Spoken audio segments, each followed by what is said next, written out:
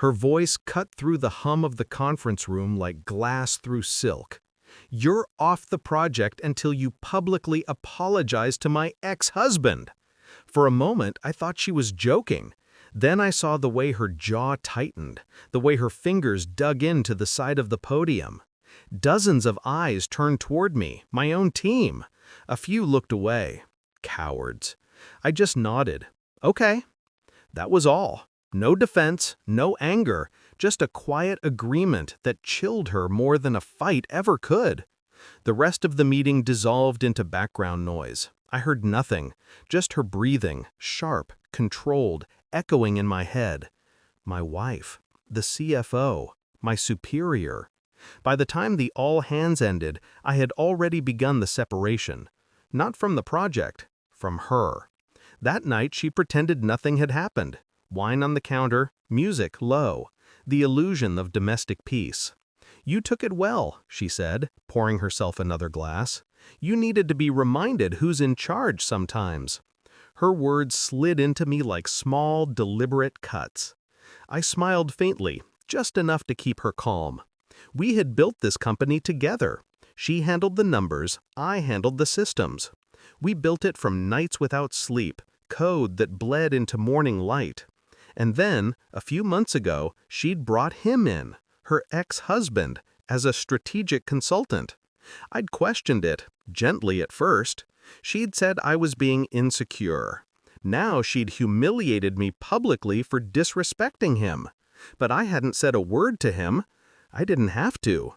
He'd said enough with his smirk, his hand on her lower back when he thought I wasn't watching, his inside jokes, her laughter, too familiar. The wine burned in my throat. I watched her reflection in the kitchen window. She was humming, happy. I realized then it wasn't professional. It never had been. I started collecting things quietly. Server logs, email metadata, her call records from the shared business line. Nothing illegal, nothing traceable, just verification. At the office, she played her role perfectly. Stern, brilliant, adored. And yet, when he walked in, her tone softened. Her body leaned unconsciously toward him. Small movements, intimate in their subtlety. I timed their meetings, tracked the duration of calls after hours. I even placed a small recording device, not in her office, but in his. He spoke to her once late at night. The audio was faint, broken by static. But her voice? I knew it. "He won't fight me," she whispered. "He's too calm. That's how I'll win." And he laughed. I sat there in the dark, my phone on the table, listening to the faint sound of their collusion. Not romantic, worse, calculated. They wanted me out. Not just out of the project, out of the company. He'd take my systems, she'd take my silence. My dignity was the currency. I played along, went to work, smiled at her jokes, nodded in meetings. Every night I archived new evidence. Every day I thanked her for guidance. When she began to relax, I knew I was close. The final confirmation came in a document she'd accidentally left open on her tablet. A draft of a transfer agreement. My shares, my access rights, my exit, all ready for signature. And beside the legal summary, his initials. They were going to force me out under conflict of interest. I didn't confront her that night. I just sat beside her on the couch. She leaned against me, tired. I studied the way her head rested on my shoulder. So natural, so false. "You trust me, right?" she murmured. "Completely." The next morning, I went in early, cleared my desk, wrote the letter. When she arrived at 9, coffee in hand, she found my resignation neatly folded atop her reports. She stood there, reading it once, then again. Her eyes narrowed. "What's this?" "Freedom," I said simply. She laughed, sharp, defensive.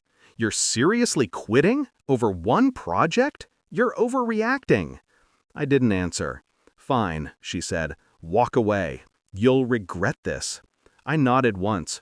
"Probably."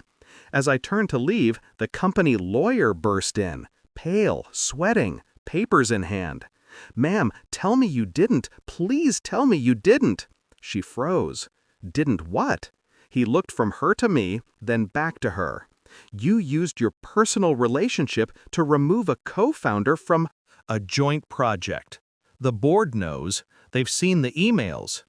Her face drained of color. "What emails?" "The ones he sent me," I said quietly. She looked at me then, really looked. For the first time, the confidence cracked. The lawyer placed the papers on her desk. "Board suspension, pending investigation. You'll need to vacate your office," he said softly. Her mouth trembled. "You set me up." "No," I said. "You set yourself up. I just watched." I left without looking back. The elevator ride felt weightless. Silence pressing against the metal walls. Outside, the city was waking up, indifferent, alive. I walked through it, one hand in my pocket, the other still feeling the faint warmth of her resignation letter between my fingers. Freedom has no sound. It's just the absence of permission. I didn't win. She just lost. And that was enough. When my phone buzzed, her name flashing on the screen, I didn't answer. I watched it until the light died. Then I deleted her number. Some people learn lessons. Others become them. And for the first time in years, silence felt like power.